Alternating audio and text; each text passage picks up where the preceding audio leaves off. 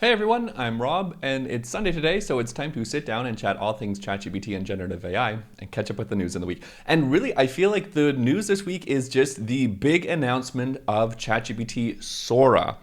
So, if you haven't heard about it, this is ChatGPT unveiling text to video capabilities.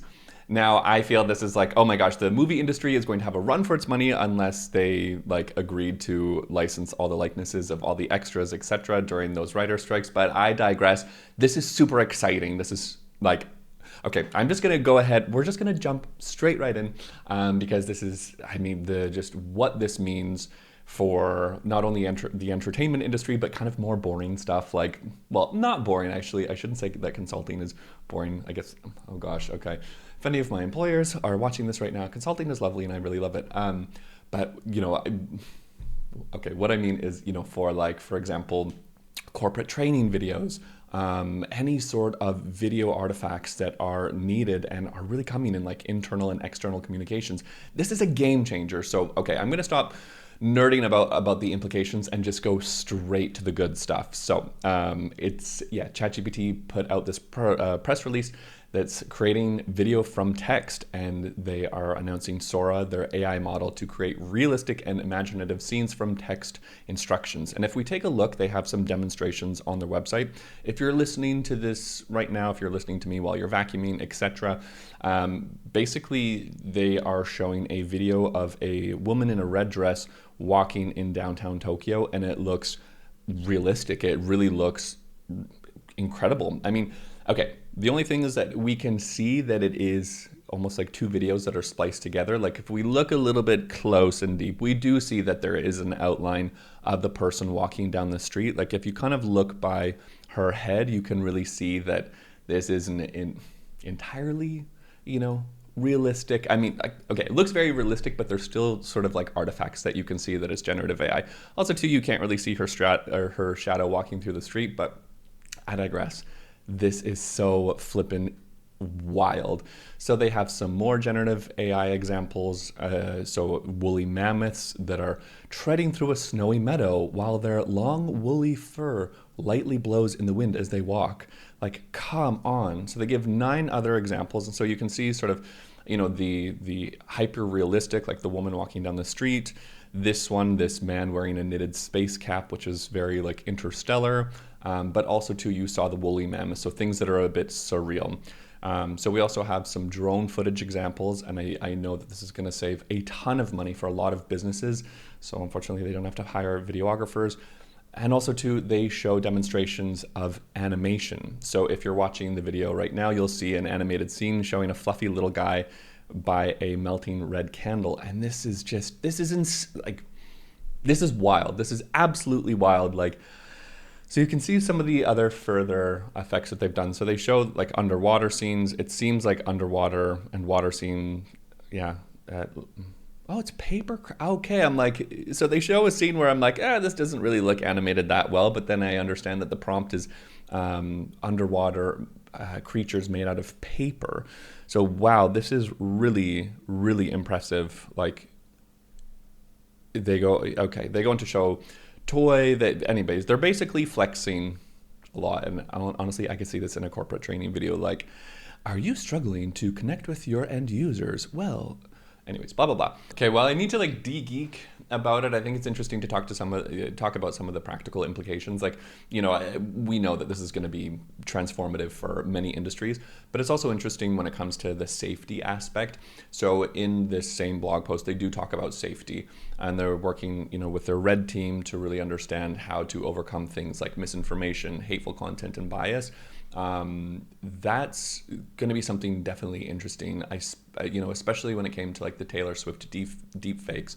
There's a lot of implications if somebody's able to kind of take this model and then remove the guardrails. So it is interesting that they're also planning to include C2PA metadata. I think, just really making sure that there can be detection classifiers to make sure that any sort of deepfake video will have that classified already in the metadata of the generated product. So I think this is good, but this is really an interesting thing to consider, is, the safety of these AI systems and what they can do kind of from the cultural and the societal impact if they fall into the wrong hands. More interesting as well, they do discuss the research techniques on the blog. So they talk about how this was built upon past DALL-E and ChatGPT models using recaptioning techniques from DALL-E 3, which involves generating descriptive captions for visual training for data. I'm really curious to understand what training data they had on this, like what videos, etc. They used to train this model. That's that. So unfortunately, it's not available right now. I think it is coming. It will be released in the future, of course, at some time. And I also think very cheekily, they did release this when Google released their Gemini rebrand. So it is no longer Google Bard, it's Google Gemini, and they have released a stronger model, so the Gemini 1.5 model this week. And I think it's kind of funny that ChatGPT is just like, okay, you have a little bit of thunder, we're gonna swoop down and steal that thunder. So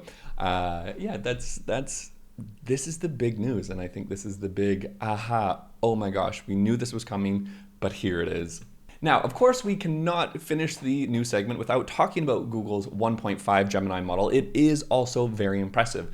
So they rolled it out and they had a press release that was released 2 days ago. And with Gemini 1.5, they're saying that this model, Gemini 1.5 Pro, is even better than its Gemini 1.0 Ultra model. And essentially, just to kind of cut through a lot of the noise of this press release, what they say and what they indicate here is that the Google Gemini 1.5 model, it has 1 million tokens compared to ChatGPT 4, which has only roughly 128,000 tokens. And what this means in terms of tokens is that it's kind of like the little bits and blocks that if you put content in, it will understand, match, and kind of cohesively put something together. So basically, all in all, the fact that it is has 1 million tokens means that it is that much more comprehensive, understands that much more context, and really gives really incredible, precise, in-depth, and accurate responses. So, meaning that it should, in fact, in theory, be that much more articulate, critical, comprehensive, really just, amazing at generating text and images compared to ChatGPT 4. So they go on to mention this in the press release as well: greater context, more helpful capabilities.